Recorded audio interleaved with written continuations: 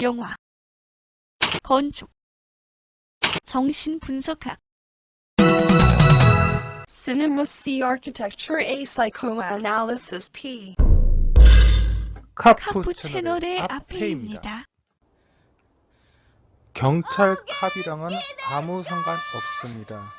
다만 상관이 있다면 여러분 마음속에 캅이 되고 싶네요. 65번째 카푸 채널 컨텐츠는 장 누벨의 국립 소피아 왕비 예술센터입니다. 장 누벨은 한국에도 익숙한 건축가입니다. 왜냐하면 삼성 리움에 바로 장 누벨이 디자인한 미술관이 있기 때문입니다. 그런데 개인적인 의견으로는 장 누벨보다는 바로 옆에 있는 마리오부터의 리움 미술관이 더 마음에 듭니다. 국립 소피아 왕비 예술센터는 마드리드를 대표하는 미술관 중의 하나입니다. 원래 소피아 왕비 예술센터는 18세기 병원으로 세워졌던 건물이었지만 1980년대에 다시 현대식으로 개조하면서 1986년부터 국립 소피아 왕비 예술센터로 쓰여왔다가 2005년 장 누벨이 다시 확장하면서 리노베이션한 미술관입니다. 20세기 모더니즘 건축을 실제로 이끌었던 르 코르비지에가 프랑스에서 활동을 했지만 사실 코르비지에는 스위스 사람이지 프랑스 사람은 아닙니다.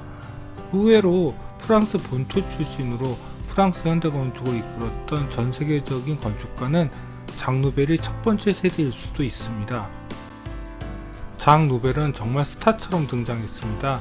바로 아랍 세계연구소로요. 이 건축 작품은 레이튼 모더니즘의 기계미학을 추구했던 영국 건축가인 리처드 로저스, 노먼 포스터보다는 미국 레이튼 모더니즘 건축을 대표했던 IMP의 디자인 철학에서 보여주었던 모듈화를 통한 기하학적 메스의 전체와 부분을 완벽하게 통제하는 디자인적 경향이 더 강해 보입니다. 아랍 세계 연구소가 처음 등장했을 때 유명했던 것은 바로 저 유리창 디자인 때문이었습니다. 카메라 조리개의 원리를 적용한 아랍 세계 연구소의 창문 모듈은 햇빛의 변화에 따라 조리개가 움직여 외부의 햇빛이 내부 공간으로 들어오는 양을 조절하는 획기적인 아이디어를 선보였습니다.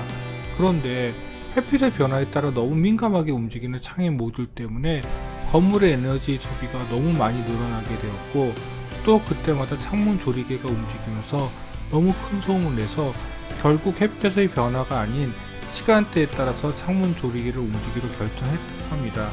정말 예상 못했던 결과였지요.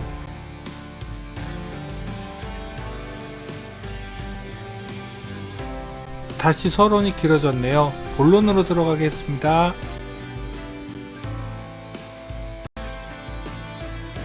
솔직히 아랍 세계 연구소는 실패였습니다.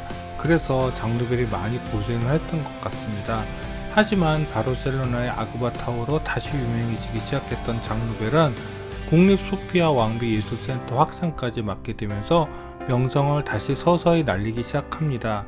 소피아 왕비 예술센터는 기존의 건물이 이렇게 있고 이쪽의 확장을 장 누벨이 맡게 된 것입니다.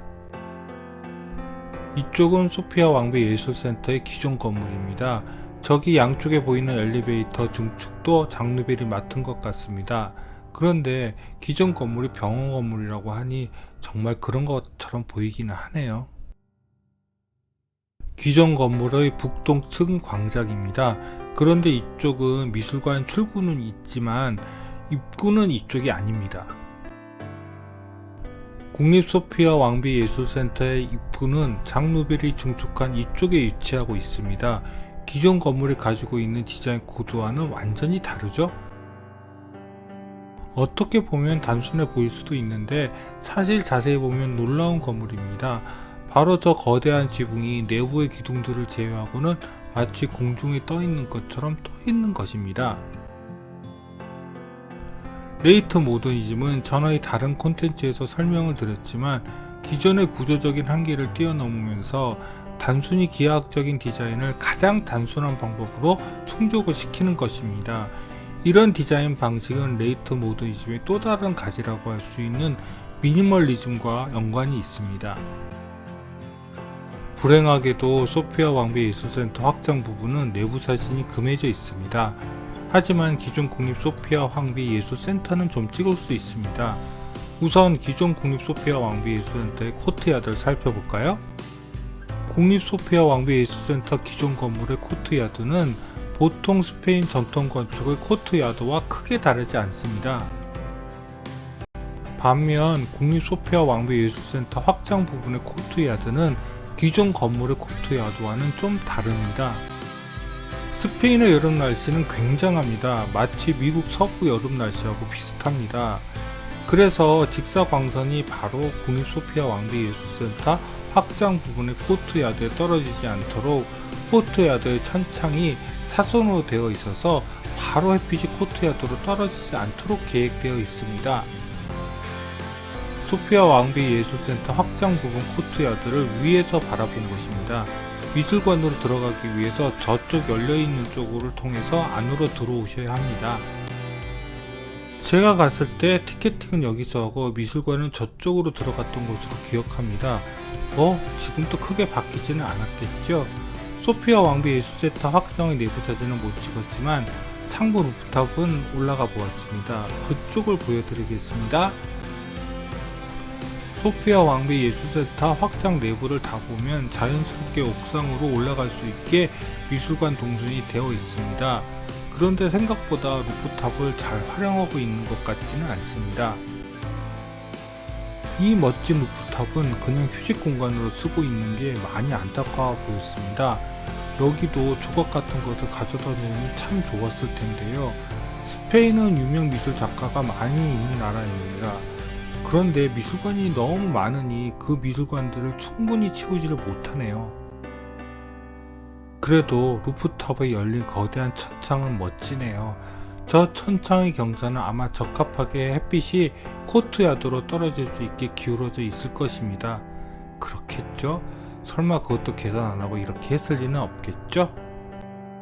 다만 좀 아쉽습니다. 코르비지에가 프랑스의 천창에 대한 다양한 디자인을 남겨놓았는데 그의 후학들은 이를 전혀 이어받지 못하고 있네요.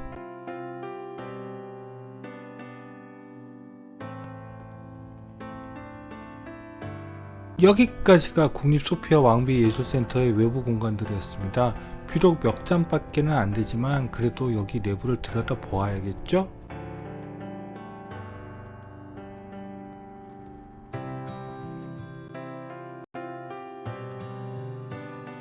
국립 소피아 왕비 예술센터 최고의 전시작품은 바로 피카소의 게르니카입니다.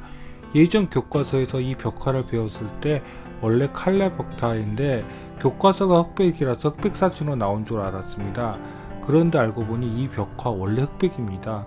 더군다나 이 벽화는 높이가 3.49m, 길이가 7.76m로 전시장 하나를 가득 채울 정도로 거대합니다. 게르니카는 제가 지금까지 보았던 모든 미술 작품 중에서 가장 강렬한 작품이었습니다. 단언컨대 세상에는 게르니카를 본 사람과 보지 않은 사람을 나눠도 될 정도로 이 작품은 대단합니다.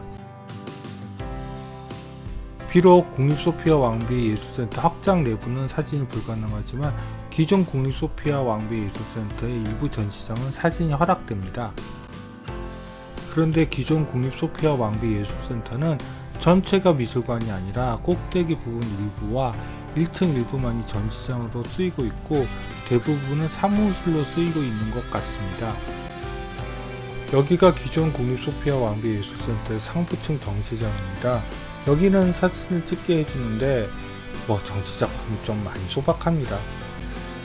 기존 국립 소피아 왕비 예술센터의 복도입니다. 그런데 정확히 여기가 몇 층의 복도인지는 기억이 나지 않네요. 답사장이 이제 5분이 넘었으니까요. 이해해주세요.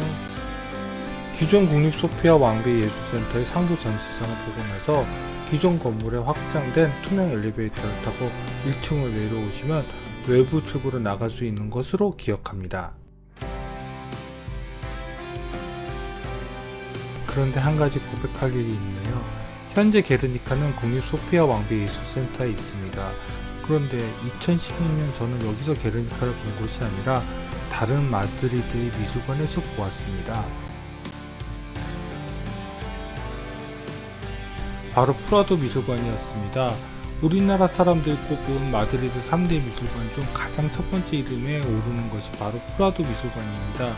그 다음이 바로 소피아 왕비 예술센터이고 세 번째가 티센보르네미샤 미술관이라고 합니다. 그런데 티센보르네미샤 미술관은 가보지 못했네요. 이 세 미술관 모두 도보로 걸어 다닐 수 있을 정도로 가깝게 있습니다. 그러니 마드리드에 가시면 꼭 구경하세요. 프라도 미술관에는 스페인을 대표하는 바로크 화가인 벨라스케스와 20세기 표현주의 화풍의 출발이라고 할 수 있는 고야의 작품들이 소장되어 있습니다. 개인적으로 프랑스의 화가들보다는 저는 스페인의 화가들의 그림이 더 강렬하고 좋았습니다. 다만 프라도 미술관을 갔을 때 한 가지 조심하셔야 할 것은 당연히 미술관 정면처럼 보이는 이곳이 미술관의 입구도 아니고 출구도 아니라는 사실입니다. 프라도 미술관을 가시면 건물의 좌측, 그러니까 북쪽 끝으로 가셔야만 미술관 입구가 나옵니다. 프라도 미술관을 답사했을 때는 오전에 한번 들리고 오후에 다시 한번 답사를 갔습니다. 물론 프라도 미술관은 제가 보았던 미술관 중 소장 작품들만으로는 5손가락 안에 들어가는 훌륭한 미술관이었습니다. 하지만 그렇다고 해서 제 성격상 한 미술관을 하루에 2번 가지는 않습니다. 이유는 단 하나, 프라도 미술관에서 히에로니무스 보시의 특별전을 하고 있었기 때문입니다. 15세기 네덜란드에서 활동했던 보시는 여러가지 주옥화를 그린 화가로 유명합니다. 저는 대학교 졸업했을 때 그의 작품에 반하여서 포트폴리오 배경으로 쓰기도 했는데요. 여기서 이렇게 이 작품의 실물을 볼 수 있는 기회가 생겼으니 놓칠 수가 없었죠. 특별 전시 티켓이 5억밖에 없었기에 프라도를 2번 들르게 된 것입니다. 실제로 보니 인터넷으로 보는 것에 1000배는 더 멋진 작품들이었습니다. 장 누벨을 아랍세계 연구소를 답사해서 먼저 보여드렸으면 정말 좋았을 텐데요. 하지만 다음 장 누벨 관련 콘텐츠인 루브르 아부다비는 제대로 기대하셔도 됩니다. 구독과 좋아요 부탁드리며 이상 카푸 채널의 아페이였습니다.